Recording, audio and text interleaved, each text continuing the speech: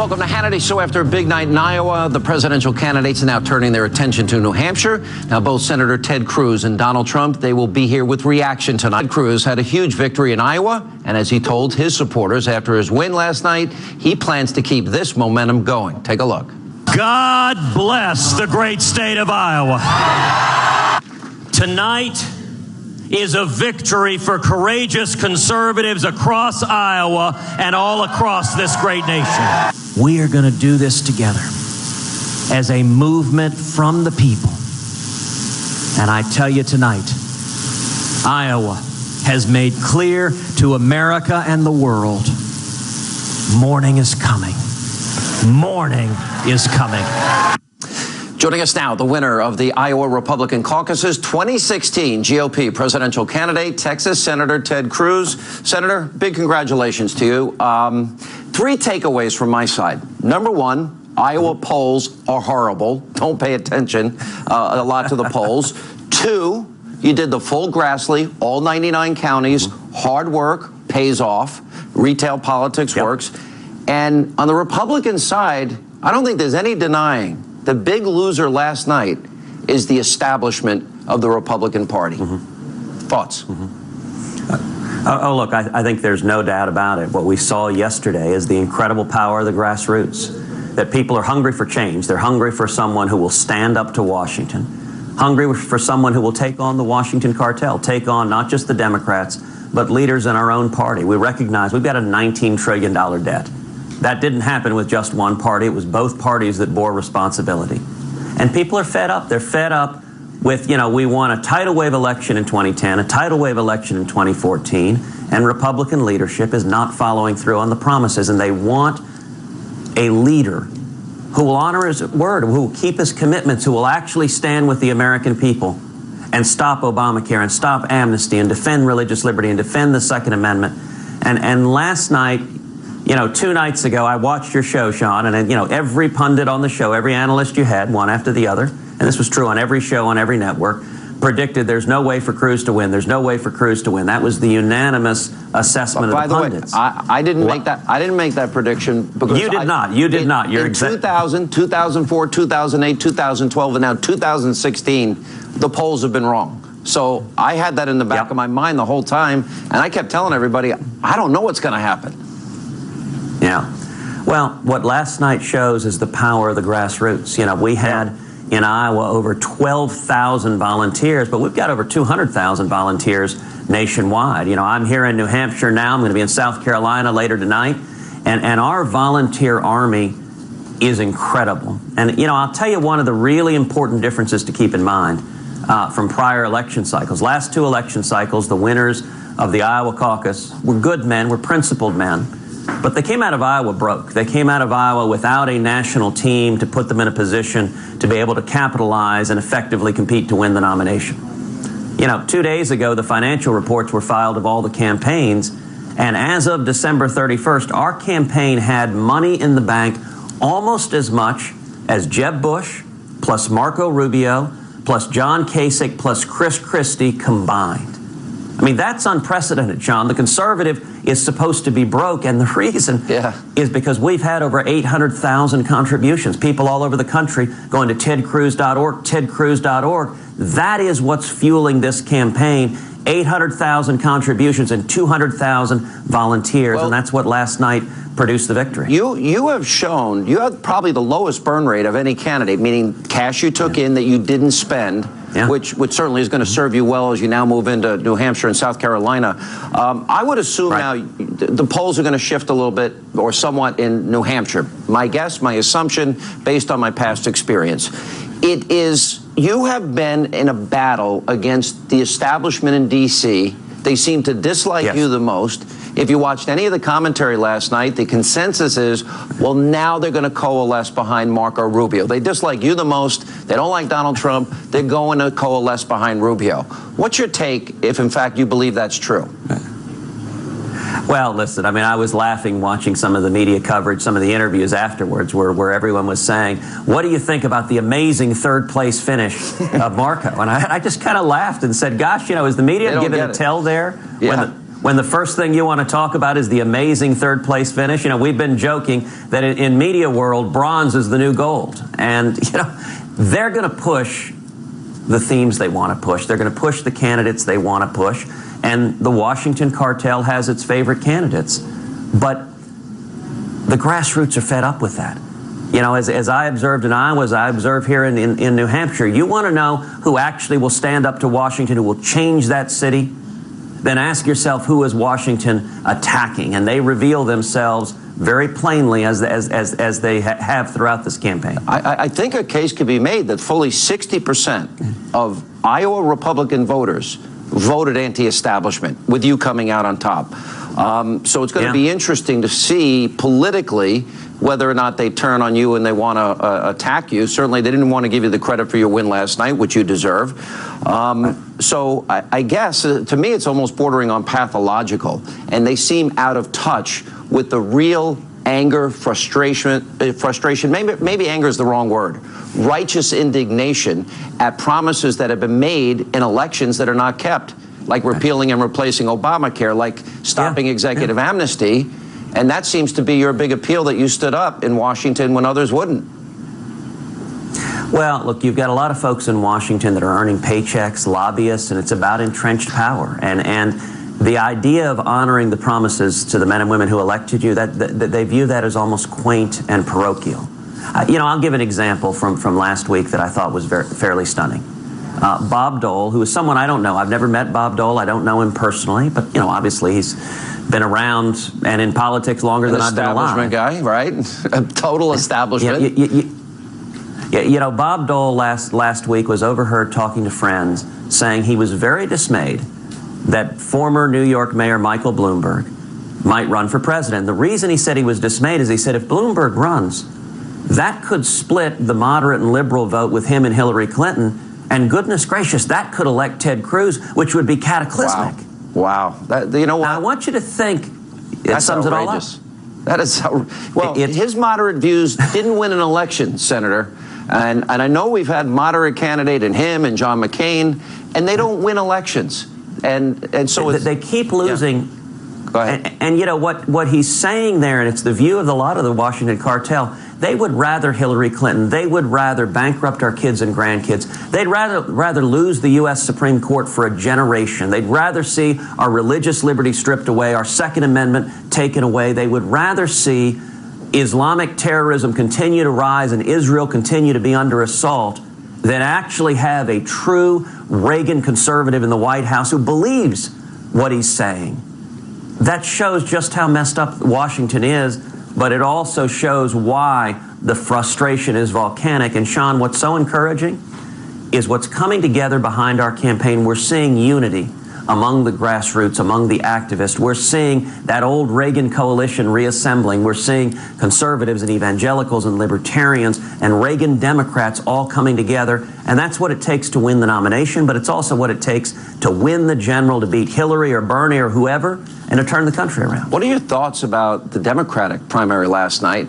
From my vantage point, a huge loss for Hillary last night, losing to a 74-year-old curmudgeon senator from Vermont who identifies as a socialist. They're in real trouble. What are your thoughts? Look, the Democratic Party is tired and old and out of ideas. I mean, watching their primary is like watching the sitcom That 70s Show. They're recycling failed ideas on economic policies. The Obama-Clinton economy has been a disaster. We've got the lowest percentage of Americans working since 1977. Wages have stagnated, and the Democrats have no answer to that. And then on foreign policy, they have their heads in the sand like an ostrich. They won't even say the words radical Islamic terrorism. They don't have any view about how to keep this country safe. And it's why the American people are turning away from them. They recognize what they're doing isn't working. I believe we are headed to a 1980 Reagan landslide. We're headed, 2016 is going to be an election like 1980. Now, that won't happen if we offer Democrat light. But if we paint, as Reagan said, in bold colors, not pale pastels, every day at virtually every event we do, I have people coming up to me saying, I'm a Democrat. I voted for Barack Obama. I'm a union member. I've been a Democrat my whole life. I'm with you. Senator, day after day after day. Talk about a general election. I agree with you. I think this is now emerging as a choice election, a general election. Yes. So tell me, because every time we get to this point in an election, everyone starts talking about electability and the electoral map. Sure. And historically, in the last few cycles, you've got to win Florida, Ohio, North Carolina, Virginia, right, New Mexico, Iowa, New Hampshire, Colorado, and it's a very tight map. Do you believe you can change the electoral map if you're the candidate for the Republicans? Absolutely, yes. And the key is we've got to bring back to the polls the millions of conservatives who are staying home. We got to bring back to the polls the 54 million evangelical Christians who didn't come out and vote in 2012. And we've got to bring back to the polls the Reagan Democrats, the blue-collar Catholics across the Midwest, up into New England. They're union members, they're gun owners, they're pro-life, they're Ohio steel workers, they're Michigan auto workers, they're truck drivers and electricians and mechanics. And that's what Washington doesn't get. That is the core of my base and my support. And here's one of the areas the Washington cartel gets it totally wrong. If we were to nominate a candidate who supports amnesty, whose views on amnesty are the same as Hillary Clinton's, that we should grant citizenship to 12 million people here illegally, the result of that would be the Reagan Democrats would stay home, because amnesty is a 70–80% issue with them. They're losing their jobs to people here illegally. They're seeing their wages driven down, and yet Washington desperately wants to say Wall Street and the lobbyists want amnesty, so that's the right position. That's how we lose. Let me ask a final question. Ben Carson's campaign said that your campaign was telling people he was dropping out. And secondly, you and Donald Trump had a very, I would say, heated exchanges in Iowa, a lot of back and forth. He seemed gracious last night, congratulated you on your victory. Where do you stand on both those issues? Well, listen, Ben Carson is someone who I respect and admire. Ben and Candy have become friends. We've had dinner together more than once, and he is a man of great character and integrity and principle. I really very much admire him. Last night, when CNN posted a news report that Ben was not continuing on to New Hampshire, not continuing on to South Carolina, but instead was going to Florida, our political team forwarded it to the members of our team.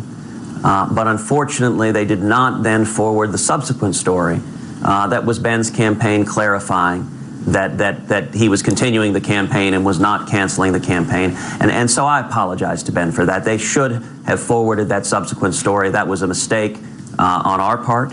And as I said, my respect and admiration for Ben could not be higher. Okay. Concerning Donald, listen, I like and respect Donald. 6 weeks ago, Donald was singing my praises every day, saying I was a friend, saying I was terrific. Then our numbers started surging, his numbers started falling, and Donald began attacking me each and every day in personal and direct terms. And, Sean, as you know, you and I have talked many, many times. I have not responded in kind, and I don't intend to. I will continue to sing Donald's praises personally. He's bold, he's brash, I'm glad he's running, he's energizing a lot of people. Now, I do think policy differences are fair game, so I'm happy to have a conversation about Donald's and my differences on health care and his support for expanding Obamacare. I'm happy to have a conversation about amnesty, or happy to have a conversation about eminent domain, but I think the voters deserve more than insults and attacks, and so if he or others choose to continue with the insults, that's their prerogative. I will respond by singing his praises. Senator, you're right. A first-place victory is significant, and you worked hard for it. Congratulations. 1 week from tonight, we're getting results from New Hampshire. The process now moves very fast. Senator Cruz, always appreciate you being here. Thank you. Thank you, Sean. God bless. And coming up, Donald Trump is up next with his reaction to the results out of Iowa. Also, we'll get his take on New Hampshire and much more. And then later tonight. I know we can make college affordable and get student debt off the backs of young people. An angry Hillary Clinton goes full socialist after just barely beating Bernie in Iowa. But did she? Plus, Governors John Kasich and Chris Christie are here They have gone all in New Hampshire. Will that strategy work? Also, a quick program in tomorrow night, 10 Eastern. Florida Senator Marco Rubio will join us. That's 10 Eastern tomorrow, right here on Hannity. Off 1,700 employees. The internet company is cutting about 15% of its workforce in an attempt to save money. Yahoo also plans to close some offices and may sell off some of its assets. I'm Jackie Ibanez. Now, back to Hannity. When I announced on June 16th, there were 17 people. I hadn't registered. I hadn't been put in polls, so I didn't know what was going to happen. And in Iowa, they said, don't go to Iowa. You don't play in Iowa. Me. And I said, why? I know people in Iowa. They're great people. They said, no, it's not going to work. And if you go there, it's not going to work. So I said, I have to do it. I want to go there.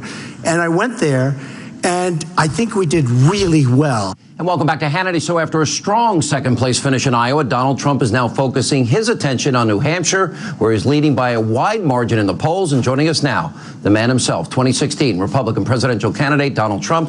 Mr. Trump, good to see you. Hi, Sean. All right, let me start with this. You said something last night. I thought you gave a very gracious speech last night.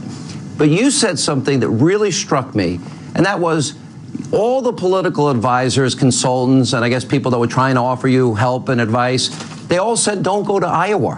What was that all about? Well, they all said, don't go to Iowa, wouldn't be right for you, wouldn't probably play too well in Iowa. And I know people in Iowa. I love the people. They're incredible people. And I know a lot of them, actually. I've had friends that came from Iowa. And I said, no, I think I'd do well there. And they all said, no, don't do it. Political people, you know, pundits and people like this show that know nothing.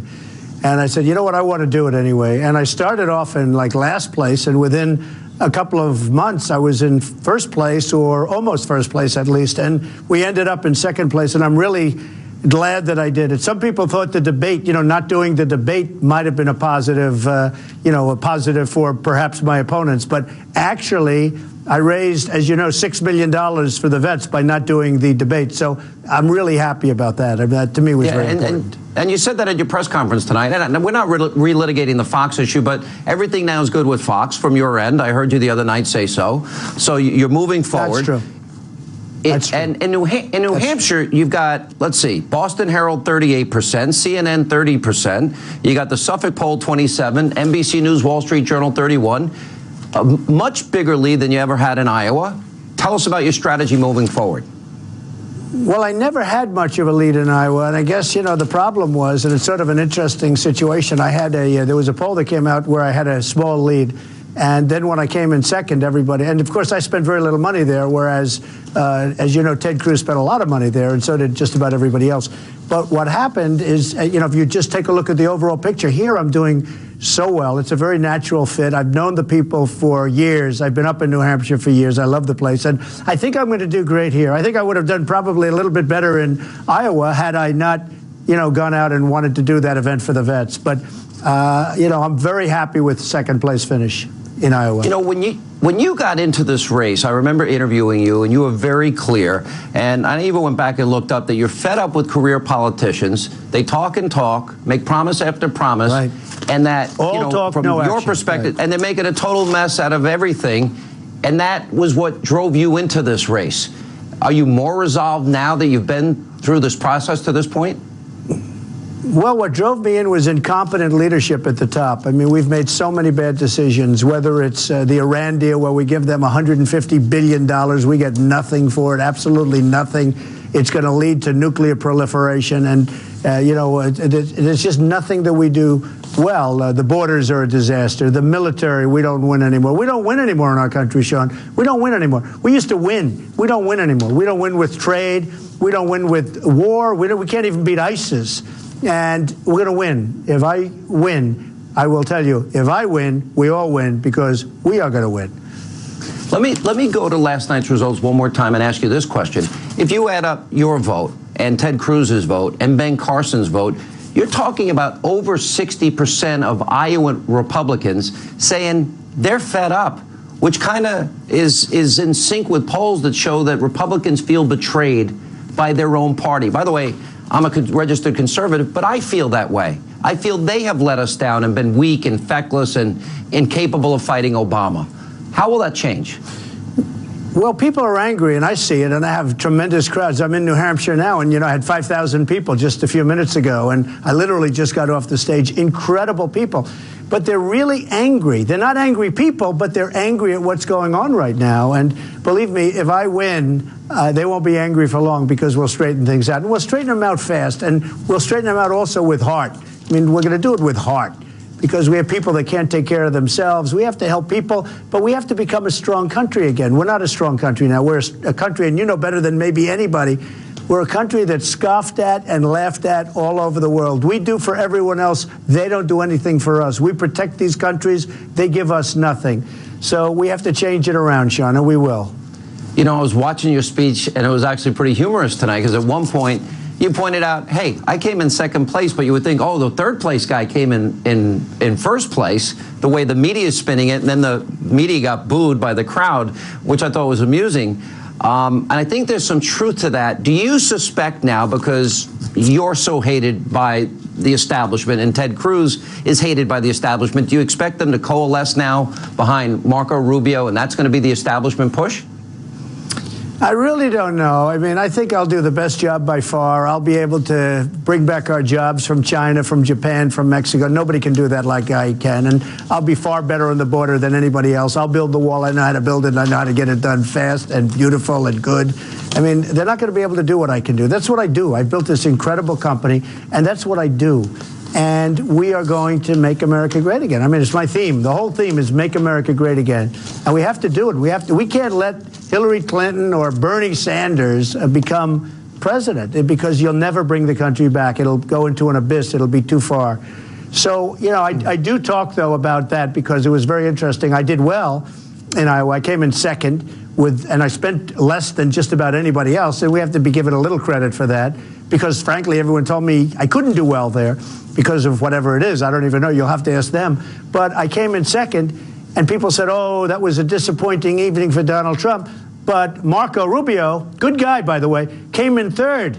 And they're saying he had this unbelievable evening. And by the way, I came in second by a lot of votes, like over 2,000 votes. That's a lot of votes, for a basically small base. The other thing we did, we brought in 50 or 60,000 more voters than have ever voted in a Republican caucus in Iowa. I mean, nobody's ever done that before. So I was over 2,000 votes more, which is a lot. And everybody said that it was his evening. He was the winner. I mean, they actually called him the winner. Well, he came in third. I came in second. And the other thing, he's a professional politician. I never did this before. So I come in second, spend the least money, and I had I didn't do as well. He comes in third. Not that close, by the way. They said, oh, he came right behind Trump. Not that close. He came in third, and they're talking about he's the winner of the evening. Give me a break, Sean. The polls in Iowa have been wrong in 2000, 2004, 2008, 2012, and now 2016. They're notoriously bad. So my next question is, here's Hillary Clinton. And really, if she didn't get the coin flip 6 times, she loses to Bernie Sanders. What do you make of her terrible performance? Well, I tell you what I make of it. I want to find out where that coin comes from, because I want it. Okay, she won 6 or something. I think she won 6 in a row. She won 6. I think Bernie Sanders better check that coin, because maybe it's got a double head. But it is sort of ridiculous. Well, one thing I will say, though, it's the caucus system in Iowa, which is fine. It's a different system. But it is a very complex system. And for tabulating votes and for, going through a whole process, it makes it certainly much more difficult. But it is a different system as to why, as per your question, it's quite a bit different. I must say, I think that the good old simple system where you walk in and you cast your vote, like we have as an example in New Hampshire, I think it's better. Simpler, better, more direct. But the caucus system, it does serve a purpose, and I understand it very well. I know you got to go. Will you improve your ground game? Some people thought there could be improvement there. We have about 30 seconds. Well, we didn't spend much money on the ground game, and I would agree. We didn't have much of a ground game because I didn't think I was going to be winning and, et cetera, et cetera. That's why I'm so honored to have come in second. Most people said I wouldn't be in the top 10 originally when I started in Iowa. And, yeah, in retrospect, we could have done much better with the ground game, yes. All right, Mr. Trump, always a pleasure. Thank you so much for taking time, and we'll see you in New Hampshire this week, later, hopefully. Thank you for being with us. Thank you. Thank you very much, Sean. All right, and coming up next, tonight, right here on Hannity.